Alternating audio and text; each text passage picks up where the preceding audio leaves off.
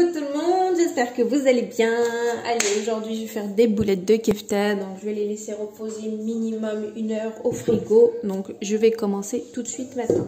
Donc j'ai pris 500 g de viande hachée comme vous pouvez le voir. Donc un petit peu de persil comme vous pouvez le voir également. Ici j'avais des oignons, donc il vous faut un oignon. J'avais des oignons à passer, ils étaient au frais. On va les passer. Ici j'ai une cuillère à café de concentré de poivron, une cuillère à café de concentré de tomate, un œuf. Là, c'est des épices spéciales kefta que vous trouvez dans les épiceries turques. Donc, je vais mettre une cuillère à café. Ici, j'ai un verre à thé d'eau, un demi-verre à eau de chapelure, paprika, piment de paillettes, sel, cumin, poivre. Ok. Vous mettez la dose que vous voulez. 2 gousses d'ail que je venais râper avec les oignons et le persil. Donc voilà, c'est tout ce que je vais mettre. Du bicarbonate aussi. Il me faut du bicarbonate, il faut que j'aille en chercher. Je vais mettre une cuillère à thé de bicarbonate.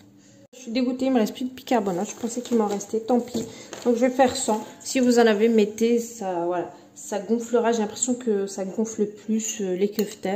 Ça donne ce côté bombé qu'on cherche. Bref, c'est pas grave. Donc le kefta, ça la viande hachée. Je vais tout mettre, concentré, œuf, les épices. Je mettrai un petit peu d'huile aussi. Vu que ma viande elle n'est pas trop grasse, comme vous pouvez l'apercevoir. Si votre viande elle est trop grasse, vous ne mettez pas de l'huile. Ok, mais moi elle n'est pas du tout grasse, donc je vais mettre un petit peu. Donc je vais mettre un petit peu d'épices comme ça à spécial kefta. Donc vous les trouvez chez les épiceries turques notamment. De la chapelure, un demi-verre à eau.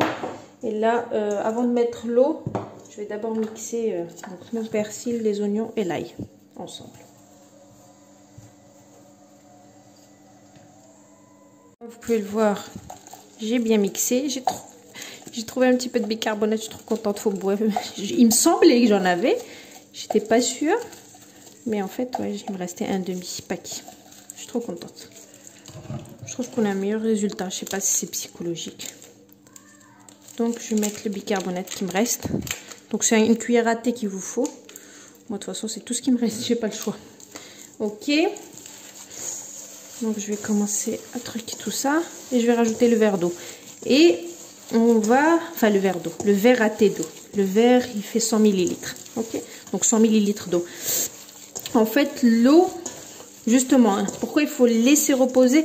Parce que votre viande hachée, elle va boire toute l'eau là. Ça va vous paraître en fait un petit peu liquide, mais plus vous allez la laisser reposer, mieux c'est. Ok. Une fois que vous allez la laisser poser, c'est mieux de la faire la veille. Limite mieux de faire la veille, je disais, pour le lendemain. Et vous la laissez poser toute une nuit. C'est encore mieux. Mais moi, je me prends toujours à la dernière minute. Donc, j'ai mis un verre à thé. 100 ml. Et je disais quoi d'autre? Donc, si vous la faites le jour même, laissez-la minimum 2 heures au frais. Ok. Voilà. Et donc, je la travaille bien comme ça. Déjà, on voit pratiquement plus d'eau. Et je vais la mettre au frais. Regardez, je l'ai bien travaillée. Parfaite. Donc là, je vais la laisser reposer. Hop là. Je vais la laisser reposer un petit peu au frais. Allez, c'est parti. Je filme. Je laisse poser au frais le maximum que je peux. Moi, ça sera une bonne heure. Ensuite, je viendrai, je ferai mes boulettes et je mettrai ça. Ah, j'ai oublié de mettre de l'huile. N'importe quoi, moi. Tellement j'ai envie d'y aller vite, là, bah, je fais n'importe quoi. Donc, je mets un petit peu de l'huile. Mettez à peu près un demi-verre, si vous voulez. Histoire de ne pas en rajouter ensuite, après. Une fois qu'on va faire cuire, on n'aura pas besoin de rajouter de l'huile. Donc, vous mettrez juste... vous ferez des boulettes, vous mettrez sur votre papier cuisson. D'accord ? Et vous mettez ça au four. N'importe quoi, moi. Mais n'importe quoi, mais n'importe comment. Tellement je vais y aller vite que... Ok, donc n'oubliez pas. Après, si votre viande en elle-même, elle est grasse, vous ne rajoutez pas. Mais moi, elle n'était pas grasse du tout. Vous voyez? Là, elle est parfaite. Mais elle était vraiment pas grasse. Hein. Elle était rouge de chez rouge. Donc, je suis obligée de rajouter de la matière grasse. Sinon, voilà, elle sera pas top une fois à la cuisson. Donc voilà, allez, je couvre, je mets 1 heure au frais et je reviens tout à l'heure. Bon, bah, je reviens, je suis contente, je les ai laissés plus de temps, donc il est 18 h, je commence à je commence tout juste en fait à faire mes petites boules comme ça. Donc j'ai pris un plat qui va aller au four avec du papier cuisson comme vous pouvez le voir ici. Et bien sûr, donc je suis en train de faire mes boulettes, donc ce que vous faites, vous mouillez un petit peu avec un petit peu d'huile, hein, ok. Et puis on vient faire nos petites boulettes. Voilà, on appuie légèrement et on pose, ok. Donc moi, je vais mettre un petit peu de poivron, un petit peu de tomate. Donc je mettrai des poivrons sur les côtés.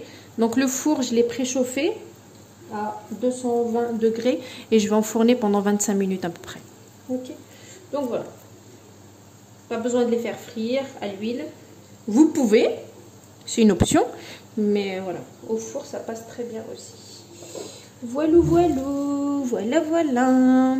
Et puis il n'y a plus qu'à déguster après. Voilà, donc c'est sorti du four, regardez, même pas besoin de les faire frire. Au four, ça passe trop bien, super bien cuit. Nickel, regardez, cette cuisson au four, elle est juste excellente. Je vous la recommande vivement et vous allez kiffer. Regardez cette dorure, juste parfaite. Je vous passe la recette comme d'habitude. Je vous dis une très bonne réalisation. Et à bientôt pour une nouvelle recette. Regardez. Elle est juste magnifique cette viande au four, topissime, vous allez kiffer. Voilà, bismillah. Vraiment excellent. Franchement, vous allez kiffer.